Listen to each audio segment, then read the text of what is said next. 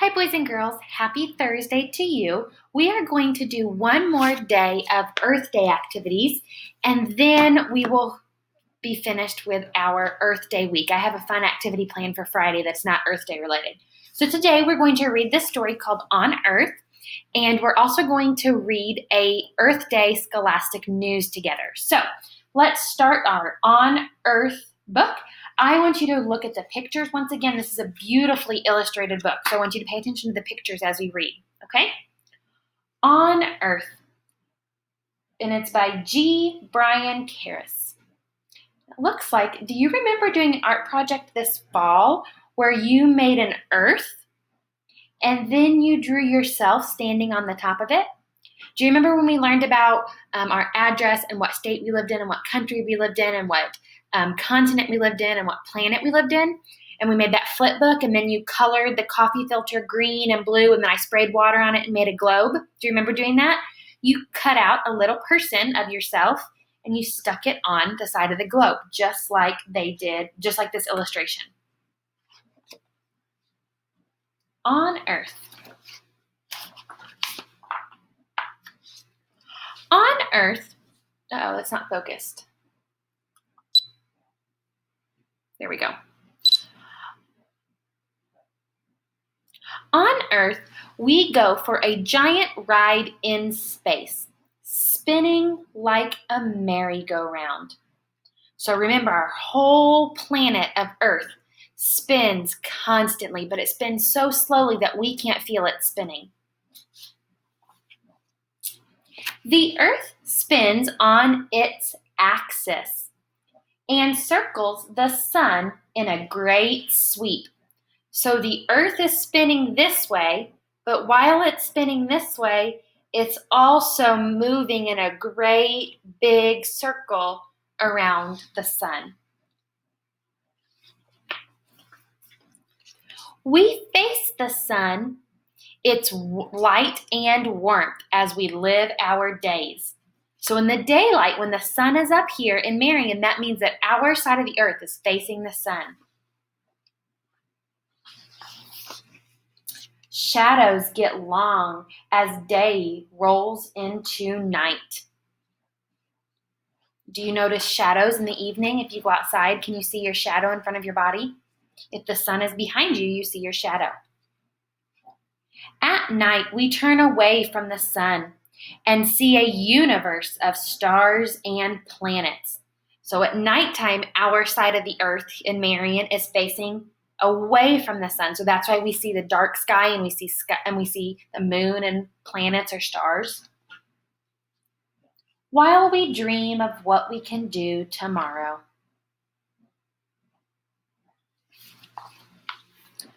While we spin, we also travel in an orbit around the sun, so that by the time we get back to where we started, we are 1 year older.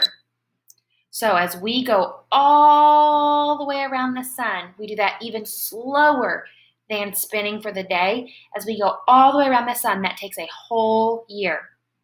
So it takes 12 months to make this whole circle around the sun. And if you see here, here's the sun.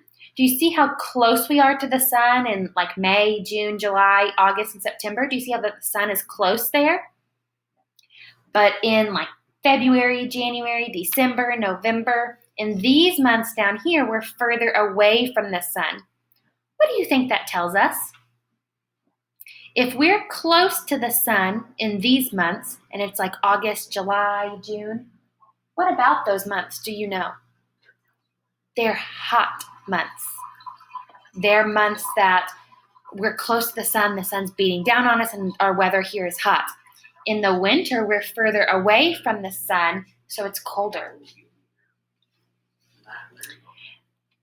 We count months as we grow.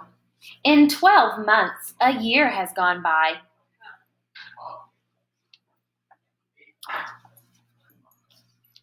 Years go by, day by day. We count them with candles and calendars. My dad just had a birthday yesterday, and he turned 60 years old. So that means that he has lived and has gone all the way around the sun 60 times. You've probably gone around the sun 6 or 7 times.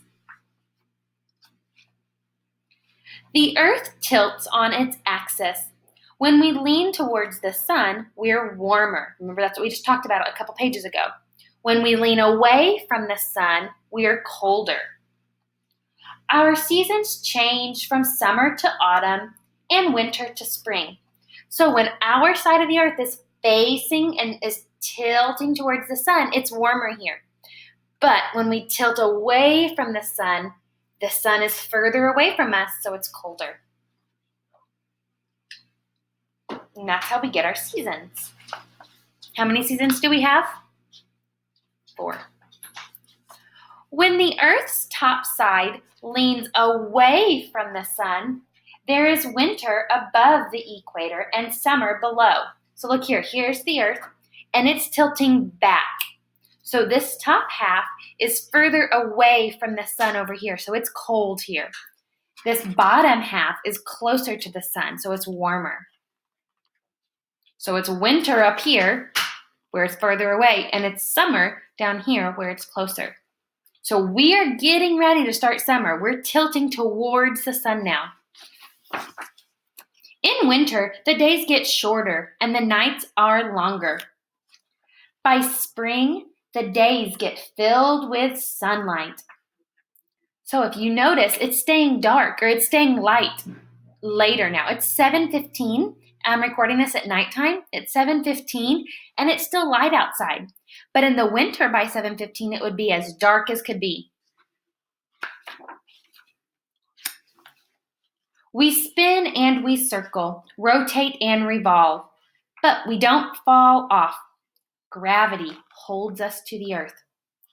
So guess what? Sometimes we're actually upside down. If we're standing here on the earth, if we're standing right here on the earth, when we spin, guess what? Sometimes we're upside down. But because we have gravity, we don't just fall off and fall into space. Gravity keeps us, our feet on the ground.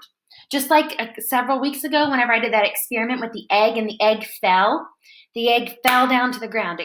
It went down towards where it should be. Gently, slowly, around and around, we hold out our arms as we glide through the universe. We fly through space as night becomes day, summer becomes winter, and years go by. Then here's some just kind of the summary, some facts about our Earth. It says, the Earth is like a ball. It's a sphere. We should know that word. Remember, a sphere is a round ball. There is an imaginary line around the center of the Earth, the equator. So there's a line that goes around the Earth, but it's actually not there. You actually can't see it. But that tells us what is the top half, which is the northern hemisphere, and the bottom half, which is the southern hemisphere. The Earth spins like a top. It rotates around an imaginary line that goes from top to bottom, the Earth's axis.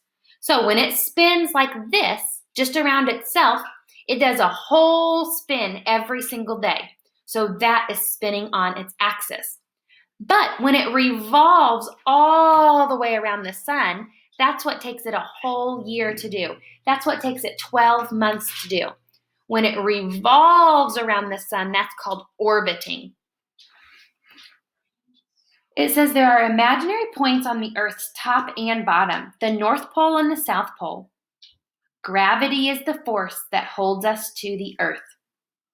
So, this book is actually a book that's probably written for like a second or a third grader. So guess what? You just listened and understood a hard book. So if you didn't understand all of it, that's okay. But I wanted to give you some facts about our Earth.